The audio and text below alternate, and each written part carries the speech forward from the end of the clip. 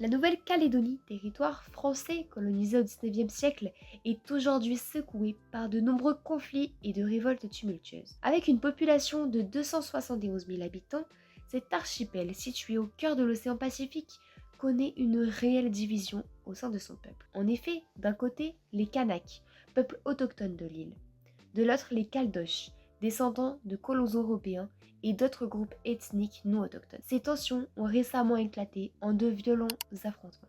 Mais alors comment expliquer la division et l'embrasement du peuple calédonien? Dans cette vidéo, nous plongerons au cœur de la situation actuelle, analysant les profondes raisons des manifestations, et explorant les possibles voies de résolution de cette crise sociale et politique. Cela fait maintenant près d'un mois que les tensions ont commencé en Nouvelle-Calédonie. Revenons aux sources afin de comprendre comment tout cela a commencé.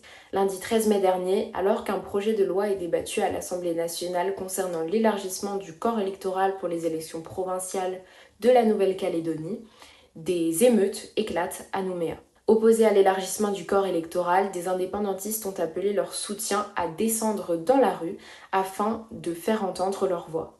En effet, le droit de vote est aujourd'hui restreint aux citoyens français résidant de longue date, c'est-à-dire avant 1994, et de manière continue en Nouvelle-Calédonie. La nuit du 13 au 14 mai dernier va être marquée par une violence extrême.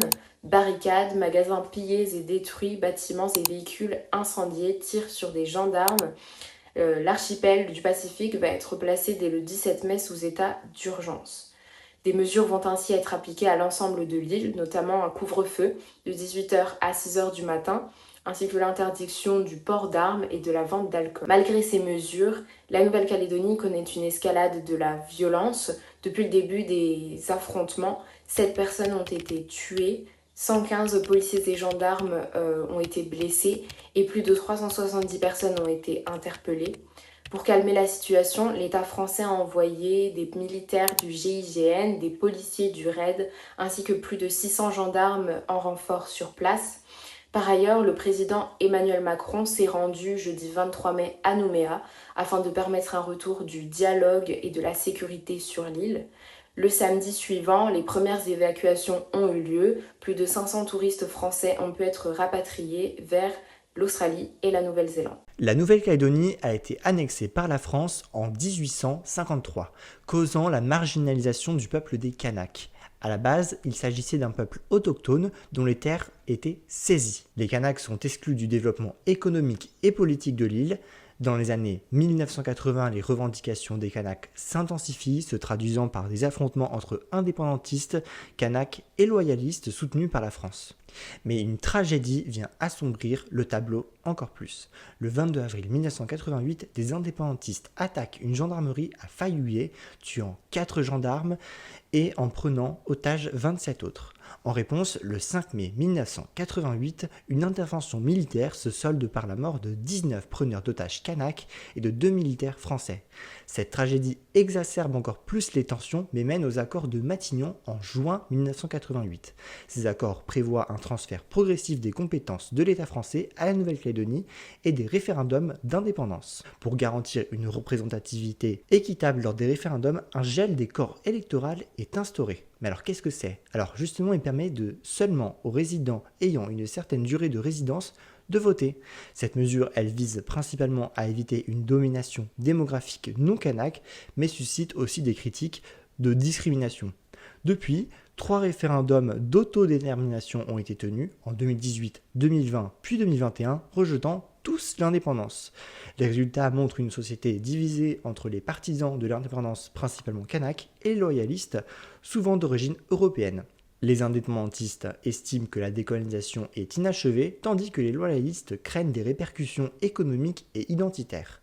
Récemment, le gouvernement français a proposé de modifier la Constitution pour permettre aux citoyens français résidant depuis plus de 10 ans de voter aux élections provinciales, ce qui équivaut à dégeler les corps électoraux. Cette proposition a provoqué la colère des Kanaks, certains déclarant que toucher au corps électoral serait un acte de guerre. Ce projet de loi a donc été adopté par le Sénat et par l'Assemblée nationale, hormis les députés de gauche qui s'opposent à son adoption et qui appellent à retirer en urgence ce texte Pour être définitivement adoptée, la révision constitutionnelle doit maintenant être soumise à tous les parlementaires réunis en congrès à Versailles, où une majorité des 3/5 des suffrages exprimés sera alors nécessaire pour son adoption définitive. Au début des émeutes, Emmanuel Macron avait averti que le Congrès se réunirait avant la fin du mois de juin si les indépendantistes et les loyalistes ne trouvent pas d'accord sur un texte plus global. Mais revirement, ce week-end, le chef de l'État s'est dit prêt à soumettre le texte au référendum national, notamment si les élus locaux échouent à s'accorder sur le sujet.